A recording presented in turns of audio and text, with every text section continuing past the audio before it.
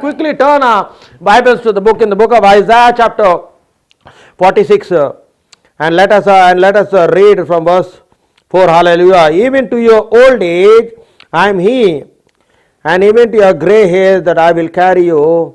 I have made you and I will bear you up. Even I will carry you and I will deliver you. Hallelujah. The Bible says clearly what it says, that even in your old age I am he, and even to your gray hairs, what the Bible is saying, that I will carry you. Hallelujah. The Bible clearly says that even in your old age, God will not forget you. Hallelujah. Amen. Because one thing he said, that I will carry you. Hallelujah. Amen. Because sometimes when you become old, everyone will leave you and forsake you. They do not want to take the burden in looking after you as the old person. Amen. But the Bible is clearly said that even in your old age, God what is telling, I will carry you. Amen. And I will bear you up. Hallelujah. Amen. And that's why we also see in Psalm 37 verse 25, we see clearly what does the Bible says clearly when David said, he says, I am young but now I am old. I never saw the righteous forsaking, no his descendants begging bread. Hallelujah. We see that in Psalm 37 that David is telling that I am young but now I am old. I never saw the righteous forsaken, no his descendants begging bread. Hallelujah. Why did he say that his descendants begging bread? Because one thing you need to understand, that God makes a covenant with you. And God remembers you because of his covenant. When God made a covenant with Abraham, he remembered Isaac. When he made a covenant with Isaac, he remembered Jacob, my brother and sister in Christ. And today God remembers you because of the covenant he made. That's what he says clearly, that even your descendants will not beg for bread. David is clearly telling that Psalm 37 was written when David was old, my brother, because he has tasted the goodness of God. He has tasted for what God has done in his life, my brother and sister in Christ. Amen. He was chosen by the Lord. Hallelujah. Though he was not a choice of man, but he was the choice of God. Amen. That's why you must always be a choice of God and not a choice of man. Hallelujah. Amen. That's what God looks into the heart of David. In 1 Samuel 16:7 he says, man look at the outward appearance, but I the God who looks into the heart. Hallelujah. Because the choice is always being made by God. And today you may be a member of your family and God must have chosen you, my brother, my sister in Christ. Because one thing you need to understand, God is the one who chooses you. Amen. Hallelujah. When Jeremiah the prophet was there on this planet earth, Jeremiah did not know that God has called him to be a prophet unless God revealed to him. In Jeremiah 1 verse 5 it says, when you were formed in the womb of your mother, I have called you to be a prophet. That means even Jeremiah was still in the womb of his mother. Amen. Jeremiah did not know that there is a calling upon his life.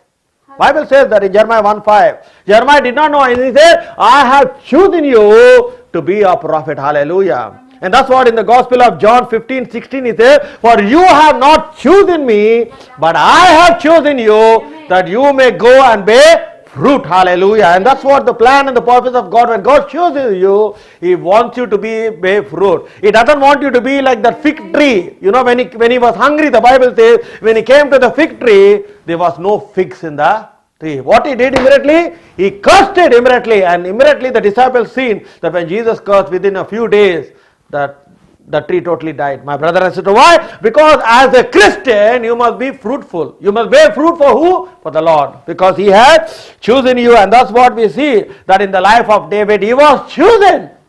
By who? By God. Amen. You know, he was rejected by who? He was rejected by his fathers. He was rejected even to go to the army of King Saul, to serve in the army of King Saul. But God looked into the heart of David. Hallelujah. That's what God said about David is a man of my heart. Hallelujah, my brother and sister in Christ. Today, God has chosen you, my brother and sister in Christ. God is the one who chosen you. If you look into the life of Cain and Abel, who was the chosen one? It was Abel, the chosen one, my brother and sister in Christ. You see clearly, you see in Jacob and in Esau, who was the chosen one? It was Jacob who was chosen, my brother and sister in Christ. Because it's God is the one who chooses. Among even the brothers of Solomon, God chosen Solomon. And God gave wisdom, knowledge and understanding to who? To Solomon. You see clearly, my brother and sister in Christ. And that's what today the Lord is telling, that you don't have to worry, that even in your old age, What he says, I will carry you. I will carry you in my arms. Hallelujah. God will carry you through every minute and every second, because God has not forsaken you. Hallelujah. You will be like a well-watered garden. In the book of Isaiah 58 verse 11, let us see what does the word of God say. In Isaiah 58 and verse 11, hallelujah, the Bible says, for the Lord will guide you continually and satisfy your soul in drought and strengthen your bones. You shall be like a well-watered garden. Amen. A garden that is full of water. He says, he will strengthen your bones. Normally, when a person becomes old, what happens? The bones become weak. Amen. Yes or no? That's what the Bible says clear. That's what we know. But here the Lord is telling what? For the Lord will guide you continuously and satisfy your soul in drought and will strengthen your bones. You will be like a well-watered garden. Hallelujah. The garden, if there is no water in the garden, what will happen to the plants? The plants will die, my brother and sister in Christ. And that's why we need to understand that the Holy Spirit is always known as water. That's why the Holy Spirit is always known as the living water. Hallelujah. That means you must always be filled with the water. That means you must be filled with the Holy Spirit. He says, he will strengthen your bones. You don't have to go to the doctor. You don't have to use medicine, my brother and sister in Christ. Because even we look in the life of the Israelites, that when God was taking them into the wilderness, the Bible says there was no feeble person. First question. The second thing, sir, their bones were very strong. And the eyes were not even dim. They could see properly, my brother and sister in Christ. Because God gives health. Health and healing comes only from God, my brother and sister in Christ. That is, when you walk with God, when you start obeying the command of God and doing what He says clearly, everything that whatever God has spoken will surely come to pass. Hallelujah. And that's what it is very much important. Clearly, you need to see that today God is speaking to each one of us. Why? Because He is your husbandman. Hallelujah. Who is He? He is your husbandman. If you see clearly in the word of God, let us see in Isaiah 54 verse 5 and 6. In Isaiah 54 verse 5 and 6. Your maker is your husband. Amen. Your maker is your husband. The one who created you is what He says? He is your husband. The Lord of hosts is His name. For your Redeemer is the Holy One of Israel. He is the called, the God of the whole earth. He is your maker, is your husband. So today you may know, I do not have husband, what can I do? But here the Bible says, for your maker is your husband. And you know, a husband is the one who provides everything for the wife. Amen. That's why the Bible says, you must honor your husband as honor Christ. Hallelujah. Amen. You see clearly, my brother and sister in Christ. So here He says clearly, for your maker is your husband. Hallelujah. He is the Lord of hosts. He is the one who will provide everything for you. Hallelujah. Amen. And that's what you see in Jeremiah chapter 3 verse 14. In Jeremiah chapter 3 and verse 14. Jeremiah chapter 3 and verse 14. Return of backsliding children, says the Lord, for I am married to you. Amen. I am married. Backsliding children means who are backsliding in their faith or walking towards the world. That's why Jesus Christ said, for those who love the Father, for the love of the world is not in them. Hallelujah. Whoever loves the world, for the love of the Father is not in them. He says, you backsliding children. He's telling and making them to remember what? For I am married to you, I will take you up from a city and a family, and I will bring you to Zion. I will bring you. That means I will choose you from your family. Amen. And I will bring you to Zion. Zion is other known as the city of David. Hallelujah. David's city was also known as Zion, my brother and sister. And he said, backsliding children. What is saying? I am married to you. Hallelujah. Amen. And one thing you must always understand, my brother and sister, today, spiritually we are married to the Lord. Spiritually, we are married to the Lord. And that's why He says, for your maker is your husband. Amen. Oh, who is going to provide for me? I don't have anyone in this planet Earth. There is no one who cares for me. Many times we may think this. But today the Lord is assuring you, and the Lord is promising and says, you don't have to worry, because I am your maker and I am your husband to look after you, to provide for you spiritually, physically and financially. Amen. That you will lack nothing. The word of God is telling, I am not telling anything of my own thing. That's why what the Holy Spirit is telling me to tell is that's what I am telling to you. Hallelujah. Amen. And that's what he must. He is the one who will direct your steps. He is the one who will guide you. The Bible says continuously, he will direct your steps. Why? Because he is your husbandman. He is your maker. He is the one who is concerned over your life. In Psalm 138 verse 8, see what does it say? In Psalm 138 and verse 8, hallelujah. Psalm 138 verse 8. The Bible says, for the Lord will have concern over me. Who's concerned over you more? The Lord is the one who concerns over your life, over your well-being, over your daughter, over your son. He knows what is the best. 138 verse 8, the Bible says, for the Lord is concerned over you. will perfect that which concerns me. Hallelujah. Your mercy, O Lord, endures forever. Yes. Do not forsake the works of your hands. Hallelujah. He says, for the Lord is one who concern over, hallelujah, your life. Hallelujah. In Psalm 3 verse 5, see what does it say? In Psalm 3 and verse 5. In Psalm 3 and verse I 5. lay down and slept. Yes. I woke. Mm. For the Lord sustained me. Hallelujah. For the Lord will sustain you. Amen. The Lord will sustain you. Hallelujah. And that's what clearly you should know. That you will not be left alone. Hallelujah. Amen. We clearly see in the book of Isaiah chapter 62 verse 4. In Isaiah chapter 62 verse 4 he says, voice you shall no longer be termed forsaken, nor shall a land mourn or be termed desolate. For you shall be called Hephzibah, and your land Beulah. For the Lord delights in you, and your land shall be married.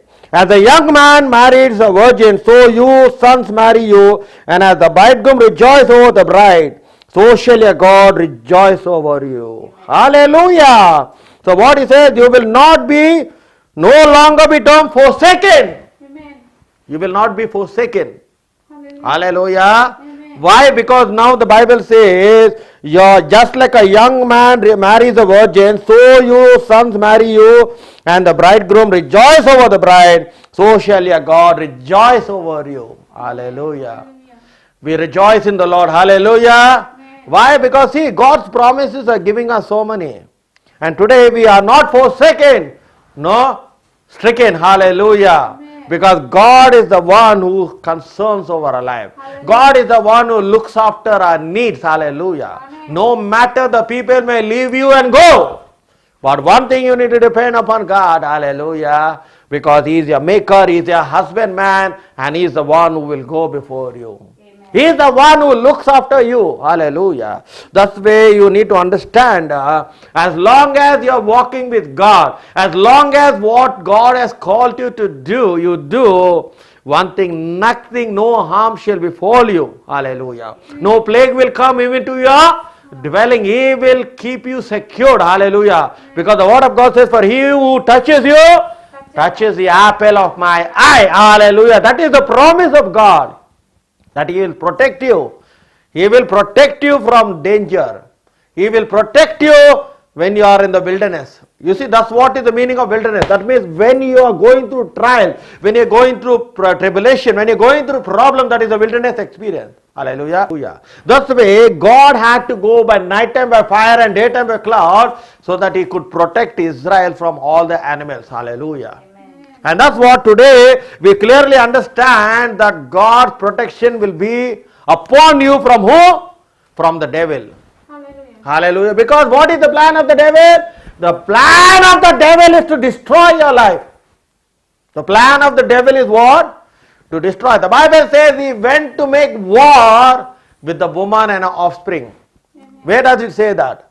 He says clearly, if you look into the book of Revelation chapter 12, and verse 17, see clearly God is speaking to each one of us. In Revelation chapter 12 and verse 17, see what does the word of God says. Hallelujah. And the dragon was Yes. enraged with the woman. Yes. And he went to make war with the rest of her offspring, Mm. who keep the commandments of God Ah. and have the testimony of Jesus Christ. Yes, who have the commandments of God and who have the testimony of who? Jesus Christ. Who's the dragon here? The dragon is the devil of old, the Bible clearly says. And what he said, he went to make war. He is fighting. War is war, not a physical war. It's a spiritual war. That's why we are fighting a spiritual battle. We are not fighting a physical battle. We are fighting an unseen world of principalities, power, and spiritual wickedness which you and I cannot see, my brother and sister in Christ. The problem with many people, they do not believe is because they don't see. The Bible says, for Satan is going to make war. Now Satan is what? Satan is a spirit. He is not a human being. You see clearly. How we can say that he is not a human being? Because the Bible says that when Jesus was having the Passover, that Satan entered into who? Into Judas, the Bible says clearly. How did he enter? That means he is a spirit. He entered into him. And when Satan entered into Judas, what Judas did? He went to betray Jesus for 30 pieces of silver. So what we understand here, that Satan is a spirit. So what we are fighting, we are not fighting a physical battle, we are fighting a spiritual battle, and that's why God has given us the power of the Holy Spirit to destroy the work of the devil. Amen. You see what is the plan? What is this? Today we see this COVID-19. Who created this? It's the devil, so that he may destroy mankind. Why? Because man was made in the image of God. It was not the devil who created you, my brother and sister. It was God who created. So he wants to destroy the creation of God. And that's why he uses agents to carry out his work. And that's why today you see the whole world is in chaos. The whole world is in confusion. Many people are just dying. Every day you watch in the telly, you watch in the internet, you see only death, death, death, death, death, death. Hallelujah. It's not God who's killing his people. God doesn't want his people to be dead. That's why when Cain killed Abel, God was angry with Cain. He said, where is your brother? He said, oh, am I my brother's keeper? He said, the blood of your brother is crying to me. Amen. You see, God was not happy even when Cain killed Abel. So you mean to say God is going to kill what he has created? No, it is the work of the devil. In John 10:10, that's what he says. For the thief come to kill, to steal, and to destroy. Hallelujah. But I have come to give you life and life in more abundance. That's Jesus. I have come to give you life and life in abundance. Amen. But whereas the thief in John 10:10 is there, come to kill, to steal, and to destroy. And that's what is able to kill people. But today he will not be able to touch you because you are covered with the blood of Jesus Christ, my brother and sister in Christ. Amen. Hallelujah. The Bible says that God will not give the wicked, will not give the righteous into the hands of the wicked. He will deliver them from the hands of the wicked. That's what we always see even in the life of David. That King Saul wanted to kill David, but every time God rescued David. Amen. We see that every time. Amen. Always he escaped because King Saul wanted to kill who? David. And why King Saul wanted to kill? Because the Bible says he had a distressing spirit. And whenever he saw David, what was his anger? He wanted to nail him to the wall. He wanted to kill him. And every time God used someone or the other. Many occasions God used who? The enemy's son Jonathan. Amen. That's what happens sometimes. God uses the enemy to safeguard you. Hallelujah. You see, who helped David many times? It was Jonathan. Who's Jonathan? Jonathan is the son of King Saul. And every time he came to to David and said, this is what my father is planning to kill you. You see clearly, my brother and sister in Christ. You see clearly, that's what it is. The devil wants to kill and to terminate you. But today the Lord is telling that even in your old age, even when your hair becomes grey, I am the one who's carrying you. That's what he said, that even a hair will not fall to the ground other than the will of my Father. That means even a hair to fall, it must be in the center of God. Amen. Without the will of God, even one hair will not fall onto the planet Earth, my brother and sister. And today, God has promised us that we don't have to worry. We don't have to worry, but we need to depend upon God. Hallelujah. Because that's what we see. Because the Bible says when you see these types of signs, when you see these types of things happening, you will come to know for the redemption is at near. Hallelujah. That the coming of the Lord Jesus is at hand, my brother and sister. There is only one thing we can learn, that we have to prepare ourselves for his coming. Hallelujah. Amen. Because here whatever is happening, my brother and sister, you need to know that clearly. Why? Because the Bible says that the devil has a very short time. He had a very short time, and that's what he is creating all types of viruses, is creating all types of sickness, all types of disease. Now recently in the news, they are saying that in China, that there is another type of virus which is now developing. Who's developing all these? It's the devil. Devil has agents who work on behalf of him. My brother and sister in Christ, is true, whether you believe it or you don't believe. These evil spirits will go into people and make them to do what the devil wants them to do. Why? Because the plan of the devil is to destroy man, because man was made in the image of God. But today the Lord is telling, as long as you're being protected with the blood of Jesus, as long as the blood is upon you, I'll tell you something, you and I cannot see the blood upon ourselves, but the devil can see. The devil can see, hallelujah, and it's the truth, hallelujah. There was a person who was a mighty man of God, there was a very powerful pastor, and in that place, that wherever he was living in the town, there was great revival happening. So all these witch doctors were very angry with this pastor, and immediately they called for one big witch doctor, and he says, you need to come here and help us, because here we see that many people are getting salvation and giving their life to Christ. You have to come and do. So the witch doctor said, don't worry, I have my power, I will invoke all the spirits in which I have, and I will kill all these people. I will kill the pastor. By tomorrow morning this pastor will be dead. So that day evening was the meeting, and they called this witch doctor, and the witch doctor said, and the witch doctor was in his house, and he was started to perform his his charms, and he is releasing the evil spirit. The evil spirit is going to where the meeting is, and they are coming back one after one, one after one, one after one. And what is happening? He says, the evil spirit is coming and telling, I can see there is blood around the ground and we cannot do anything, and they are coming. Amen. So the witch doctor was very angry. He said, you stupid fellows, I wasted my time calling you. He said, let me call the big one and come. So they called among, there are ranks. When there is in a spiritual warfare, if you think there are ranks, different ranks there are categories of demons. Not every demon will come to fight with you. It depends on your level of spiritual warfare with the demon. So they called the big one, and the big one came, and he says, okay, through this man I will kill this pastor, he is finished. So the big one, he went. When he went again, he saw this fire, and they saw the blood around it.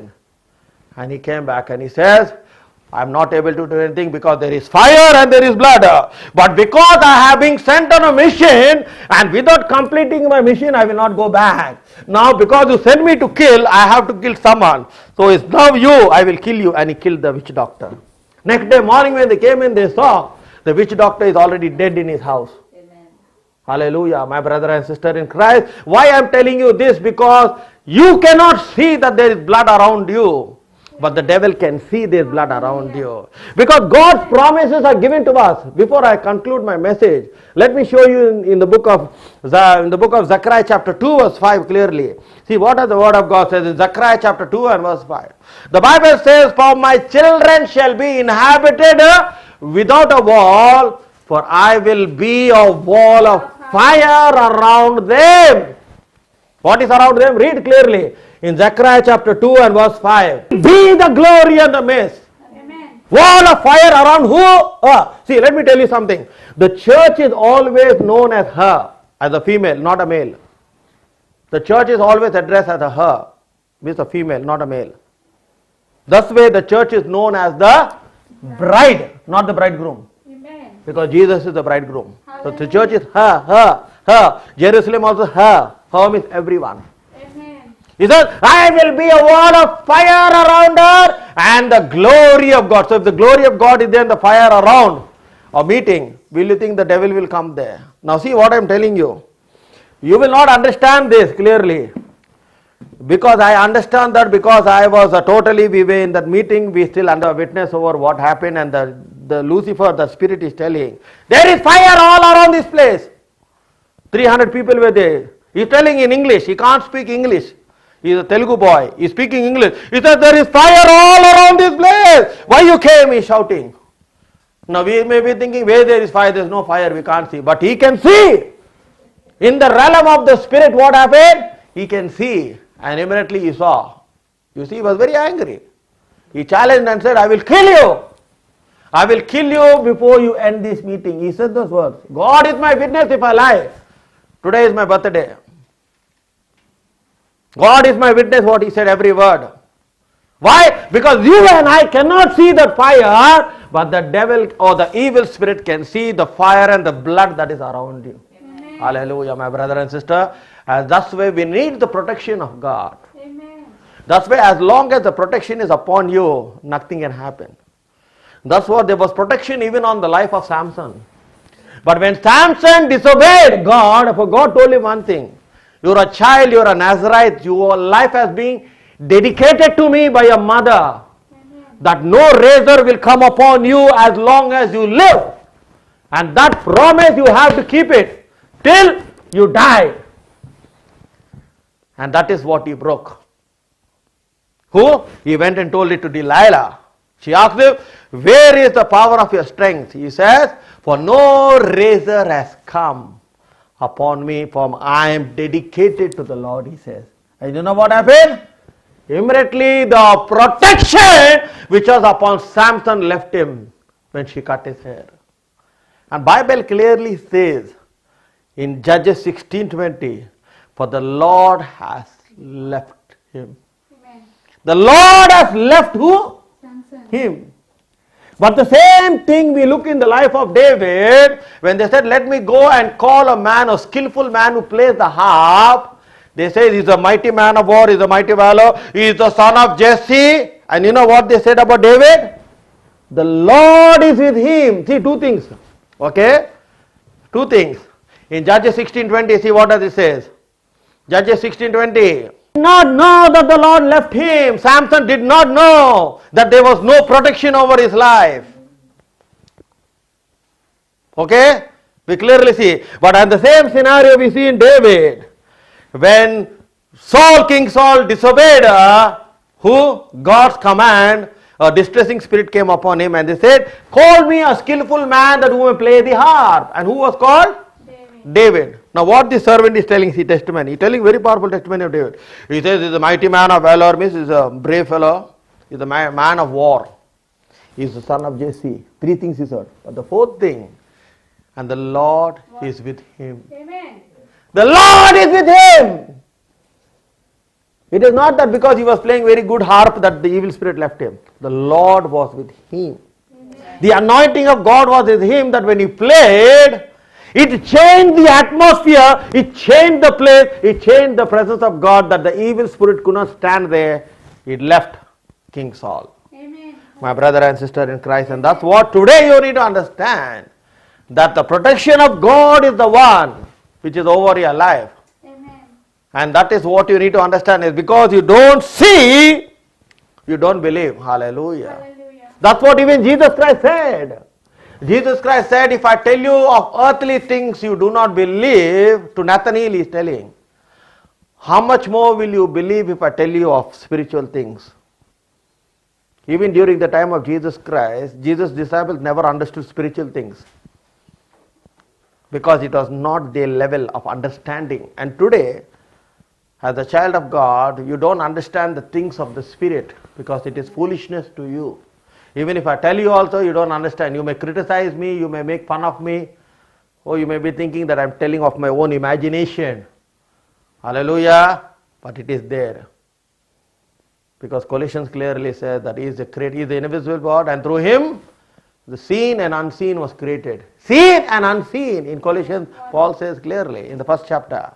He says he is the invisible God, and through him he created all things, seen and unseen. If anyone has doubt and tell, I don't believe in all this, you can show the first chapter of Colossians is written there. Seen and unseen. Who created? God. Amen. Hallelujah. And what is the unseen?